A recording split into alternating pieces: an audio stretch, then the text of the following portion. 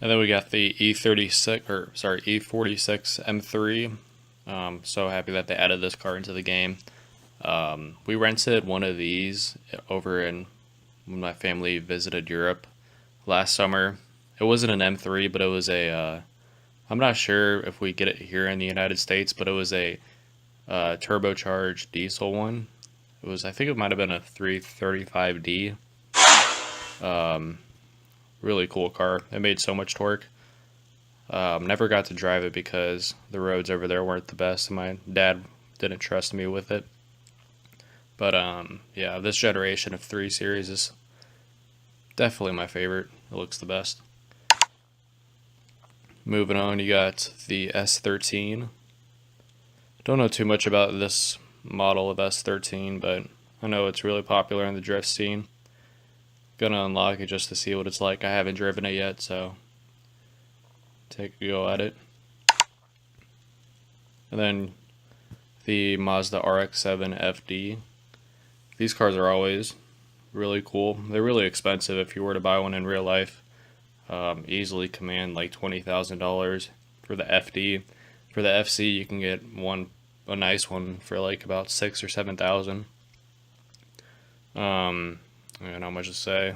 It's got the rotary, which is really cool. Moving on, you got so I know it's a Toyota. I'm not sure what this actually is though. It might be a Cressida maybe, or a Crown. I'm not sure, but it's a really good looking car. The rear end really looks nice. Front end kind of looks like a Camry. The wheels are good. Then you got this 350Z. This might be the one that was used in Fast and Furious. Just looking at the body kit. The body kit looks kind of but back in the day, everybody used to love these really stand out looking body kits, so I can't really fault it. Personally, I prefer it just to look stock. I guess the wide body doesn't even look that good. I don't know, just the regular 350Z looks nice. This one, I don't know. Then you got the Subaru WRX STI, the Blob Eye model. Everybody knows what this car is. It's got the EJ that's been being used even today in the new STI. I don't think they're switching over because all the parts are already there, and like if you were to switch engines, you'll need a whole these tuners are gonna have to make a bunch of new parts for the cars. But yeah, I like this.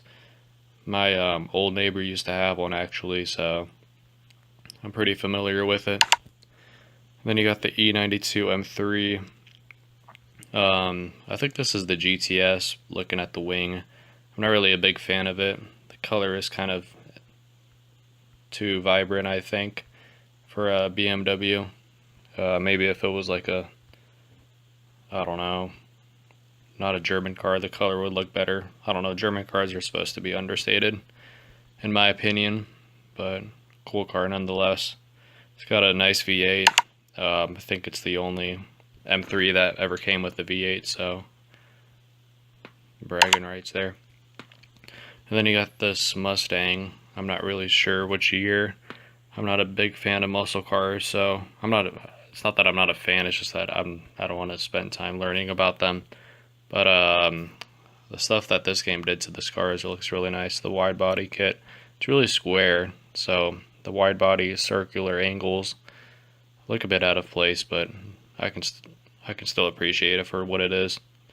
Looks really quick from what I see. Got the rear diffuser, the huge wing there.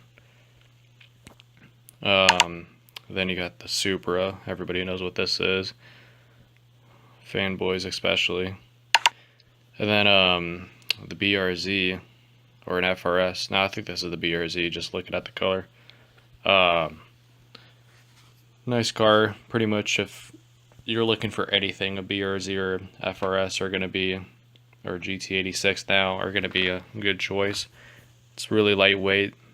It comes with a 2-liter. That's not turbocharged yet. I'm not sure if they're going to ever add turbos to it.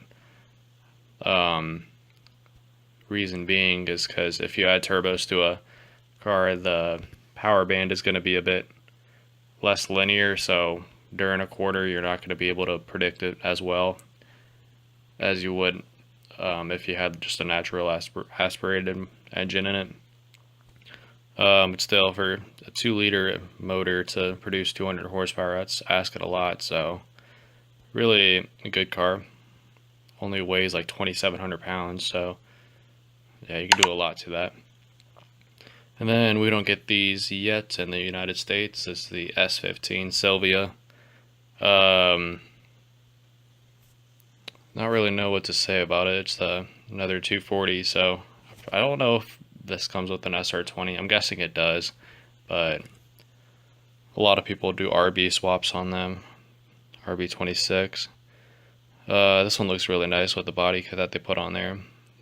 Fenders look a bit wider than what they would have. Spoiler would look really nice on it because the back end kind of looks like a Grand Am, Pontiac Grand Am.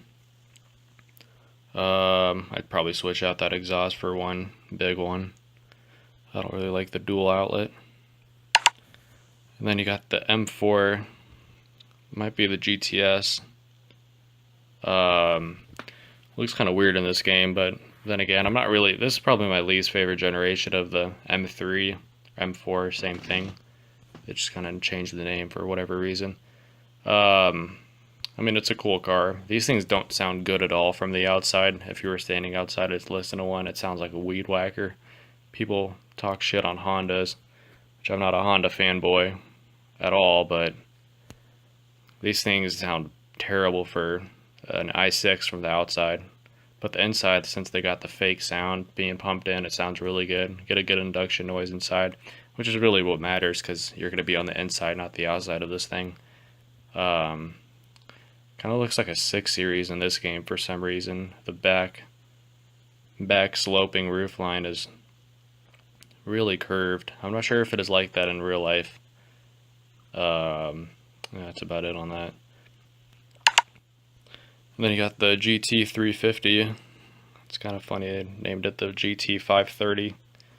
Switched the two numbers around, obviously for copyright or whatever. They don't want us to pay for it to use the actual name. Yeah, it's a pretty cool car. I've seen a lot of reviews on it on YouTube. It's really loud. Really, really loud, actually. Really stand out. It's probably one of the best Mustangs ever, honestly. Unless they release a new GT500 for this generation. I'd like to see a Bullet version. I know those things have been leaked around the internet. I really like the Bullet Edition Mustang from like 08, 07, those ones. They look really nice. I like the green color. But yeah, this car is really cool. Probably never going to be able to unlock it because of the currency that they're selling this for. But I like it. And you got the GTR. I'm not really sure why they put this in a drifting game, but nice to have it anyway. I'm pretty sure they made the R34 rear-wheel drive in this game, so I'm guessing that they made this rear-wheel drive, which really is really odd because the GTR is known for its all-wheel drive system, for its insane launches and just how fast it is, and also in the cornering. It masks its weight really, really well. Yeah, I mean, I used to love the GTR, but it's kind of really old now. Really want the new generation to just come out already. It's been on the market for 8 years, I think.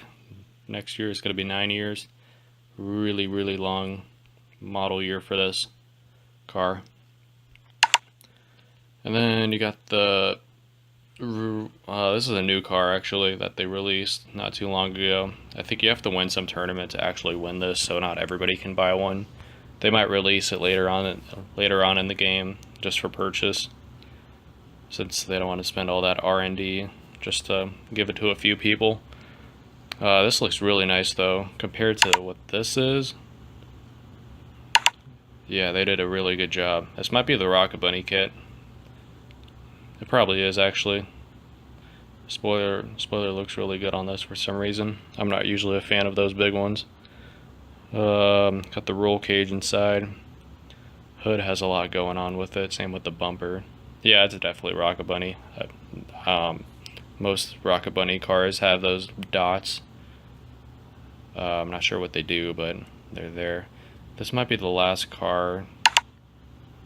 Yep, that is the last car. Yeah, that's about it. I'll probably make another one of these videos once a new car pack comes out, which is probably not going to be for a while. Well, yeah, thanks for watching the video. Thank you.